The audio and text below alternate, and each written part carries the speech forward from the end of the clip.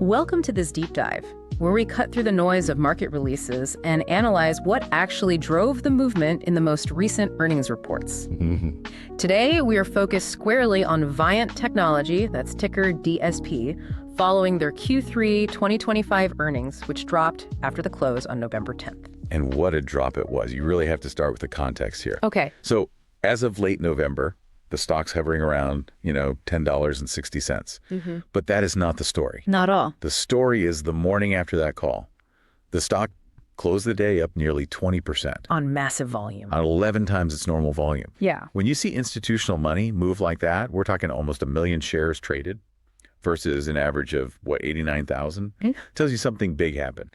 The street believes a major structural shift is underway. So our mission today is to figure out why, to dissect the numbers, the narrative, and find that inflection point. Exactly. Okay, let's start with the headline numbers. On the surface, the quarter looked, pretty solid.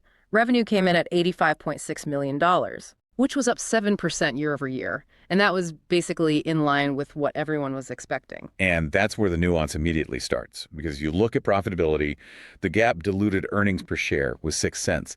That actually beat the consensus of 5 cents. A clear beat. But then the non-GAAP EPS came in at 12 cents. And that actually missed some of the published estimates, which were a bit higher, maybe 13 to 15 cents. And this is what makes the market's reaction so fascinating. I mean, usually a non-GAAP miss, even a slight one, would put some pressure on a stock, but Viant just soared. Why? Because the market looked past that one metric and saw two things. First, the real profitability was just dramatically better than that number suggested. Adjusted EBITDA was $16 million. Up 9% year over year. Up 9%. And it surpassed the high end of management's own guidance. And second, they looked at the core health of the platform itself. Okay, let's nail that down, because for an ad tech business, this is everything. We're talking about contribution ex-TAC. Exactly. For anyone who doesn't live and breathe ad tech financials, just think of contribution ex-TAC as maybe the single best indicator of a platform's health. It's the revenue they keep after paying for the ads themselves. Right. After the traffic acquisition costs, or TAC, it shows the true operating margin of the platform. And that number was strong. $53 million, up 12% year over year. And also exceeded their guidance. Also beat the high end of the range. So the takeaway is margin expansion beat out a small non-GAAP miss. Gross margin expanded over 200 basis points to 47%. The market is rewarding efficiency. It is. But we have to talk about how management framed this, because they basically argued that the headline 7% revenue growth actually understated the real health of the business. Right. This is where we have to be critical. Every company blames temporary headwinds after a tricky quarter. We have to ask, does this argument hold water? And they gave two very specific items. The first was cyclical. Q3 of the prior year had a lot of political ads. Which was obviously missing this year, so a tough comparison.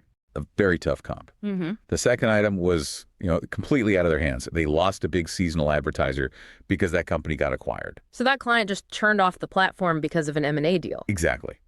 And management said that one single client loss cut their Q3 revenue and contribution ex-TAC growth by about 600 basis points. Wow, 600 basis points is huge. So if you strip out those two things, the politics and the M&A loss, what were the real growth numbers they were pointing to? This is why the stock popped. The underlying pro forma performance was just dramatically stronger. Management basically said normalized revenue growth was closer to 19% year over year. 19%. And the really critical metric, contribution ex-TAC growth, accelerated to 22% on that same basis. It shows the core business has some serious momentum. Okay, that acceleration story is compelling. So if we accept that, where is that 22% core growth coming from? Which channels are firing on all cylinders? It's all about the shift to high-impact channels and, just as important, optimizing how they get there. CTV, connected TV, is now completely dominant for them. It's a huge part of their business now. It hit an all-time high in Q3. It represented 46% of their total platform ad spend. That is a massive number.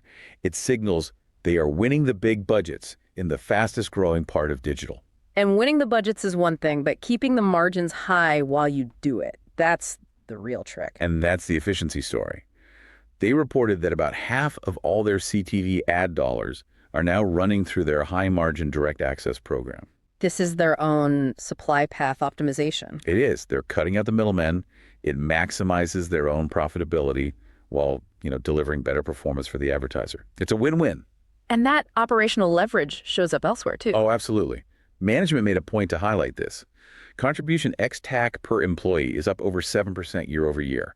That's a clear sign that their investments in automation, especially in AI, are letting them scale the business without just hiring more and more people. The leverage is real.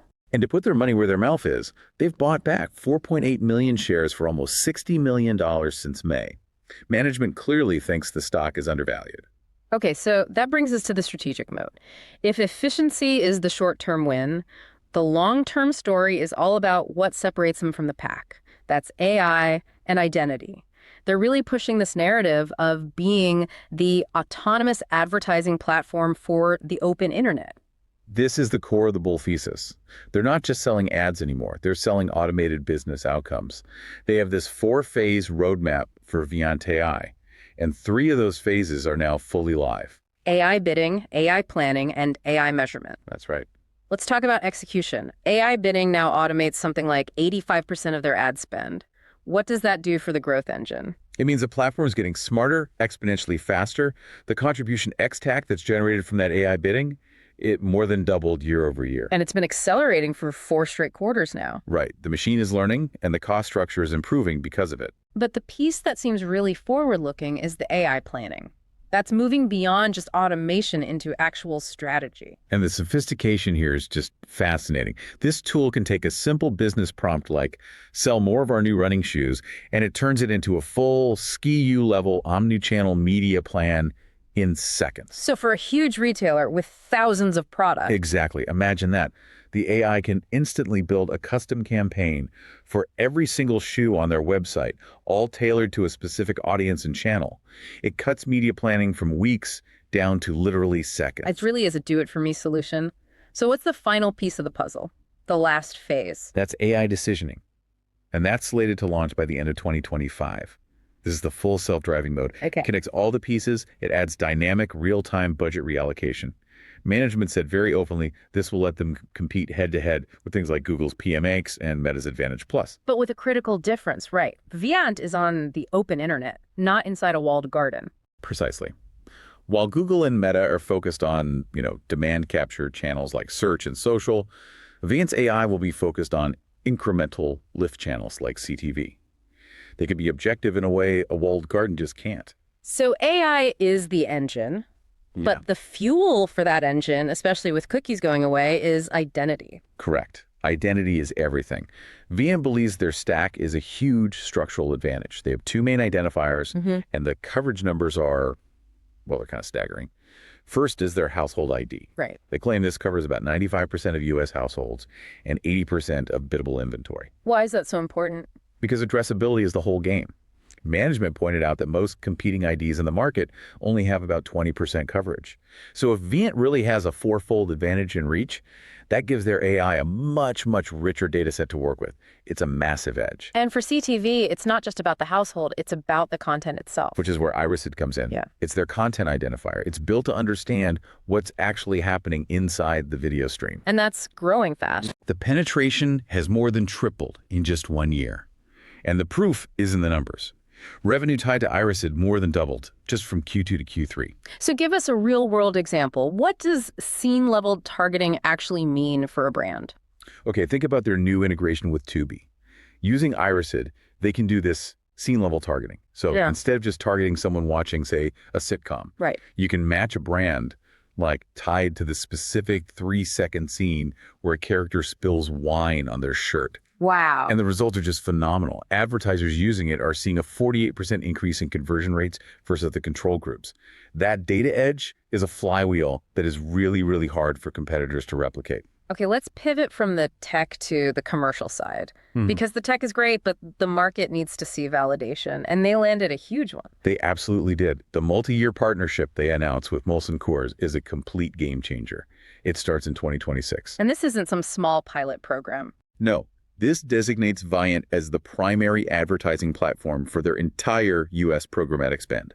That's a massive CPG budget, making a long-term commitment. It really validates their whole independence pitch, doesn't it? That's the core takeaway. Management just keeps hammering this point.